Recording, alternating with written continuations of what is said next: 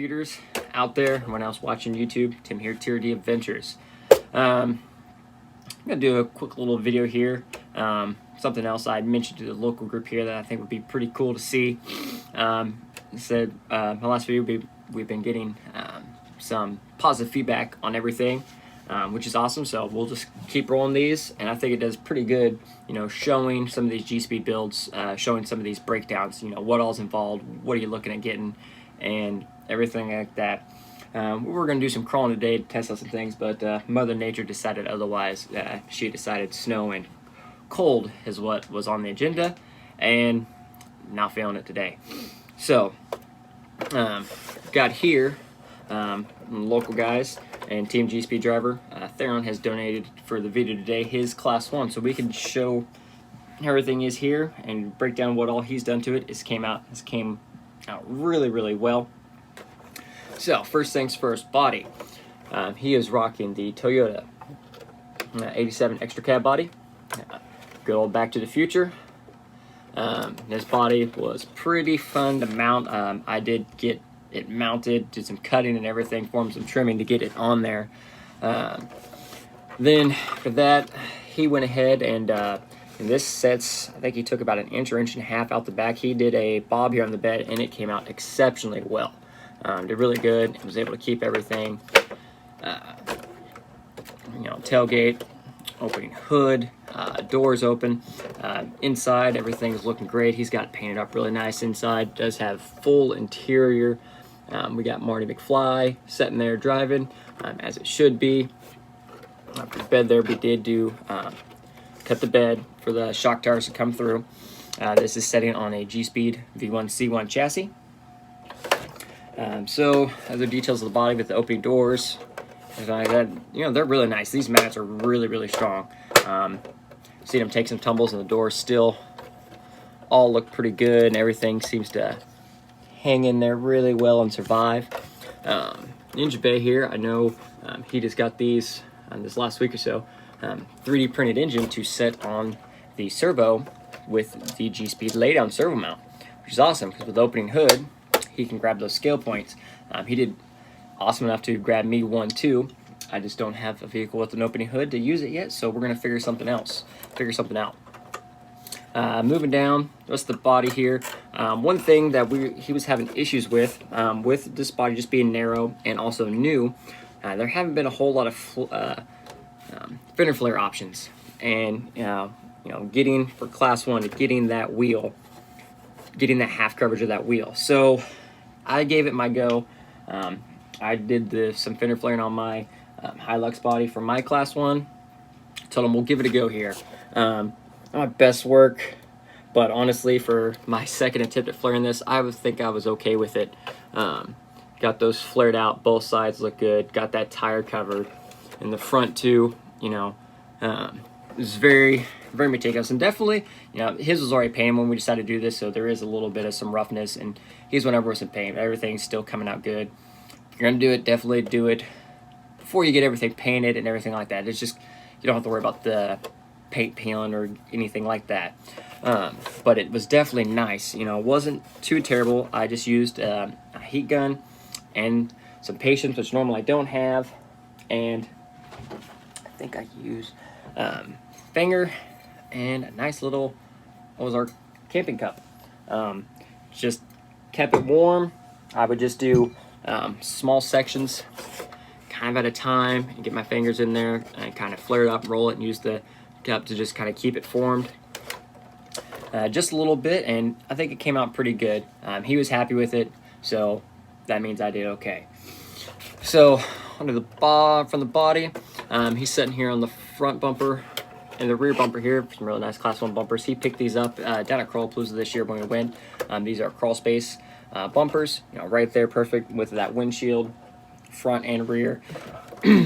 Looking good. Very nice looking bumpers. And then for, pull the body off here, he's using the set screw method.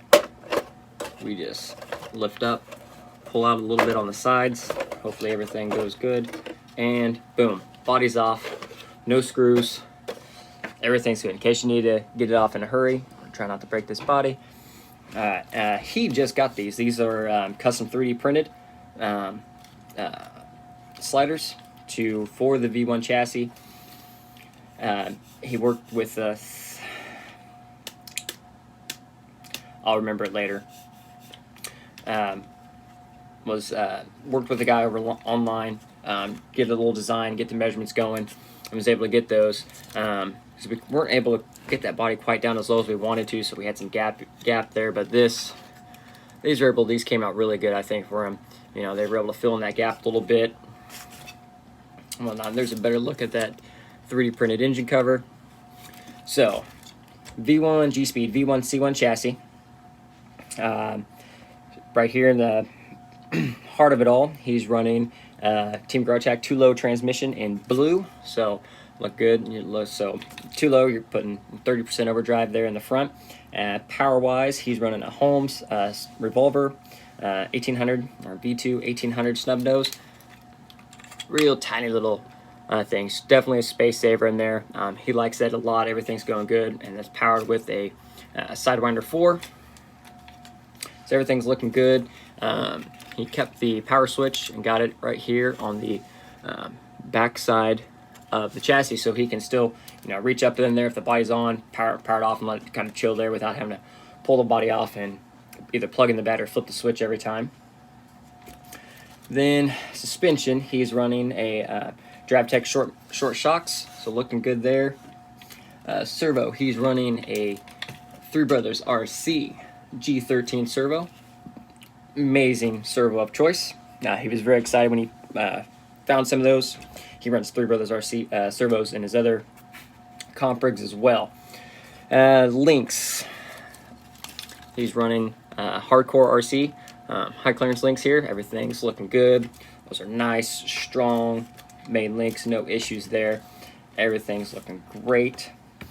Then axles, AR45s. He just recently got these installed last weekend after we were out. He took mine out for a little bit, and then he's like, yep, I'm putting AR45s on my Class 1. So, still stock axle housings. He doesn't have any portal gear overdrive because he has the 2-low there, which also was nice with that body to save some space and help trim the least, which was awesome. This is generally not my favorite in trimming that. For the front here, little trick I've been doing until I get other links ordered, just an adjustable bar there to get that length going right, to at least get you going on the ground, and you can measure from there and get a link made or the right length ordered. Running on some 1.9 beadlocks. Currently tire, he's running Proline Class 1 Hyrax tires with Voodoo Halo foams for the Class 1 foams. I do know he was lucky and not like my dum-dum self. He got in on the pre-order, so he does have some Class 1 KLR MTXs coming for it whenever all that's ready to rock and roll. So, I mean, just everything's looking good. Links down here on this Class 1, he's at the bottom row links, second hole away from the transmission, and, you know, third link up front, right down there in the very front. He's running the multi-point panel horn mount, which is definitely recommended with the AR45 or any portal axle. You just get a good variety with that. Probably everything's looking good. Said I think he did get a little testing in with the AR44s, and he said it's already much improvement. I know this was, I believe, an Enduro the last time I messed with it. It was, Enduro axles. So everything's looking good underneath here. Drive shafts, just some axial wildboard drive shafts. Is what he's got in there, which is what I have in several of mine too. They work great and easy to find. So that comes out really good. Do know his next plan, he's working on finding location with a servo winch, which with the full interior, you're kind of limited. I think I was talking to him today, probably somewhere in the rear, and then run the line up front. Or he said if he had to, he would switch out to, if he needed to, he'll switch to the dual servo mount to get both of them back up front, and then just get another cover made up there to cover the servos and still retain some scale points. So overall, this thing's came out good. I know it crawled really good even before the AR45s. Enduro axles did good with it, but now with that extra clearance he's getting there in the front, and the turning radius on these is really, really good for the AR-45s. I really enjoy driving them. So all that's working good. I said, hope y'all enjoy. I think it's kind of nice to see some other, you know, throw some other builds on here just so you can see it's not just me and mine. I work with everyone else too. So any comments, suggestions, go ahead and write them down below. If you enjoyed the video, like, subscribe if you feel like it. Until next time, have a good one, everybody.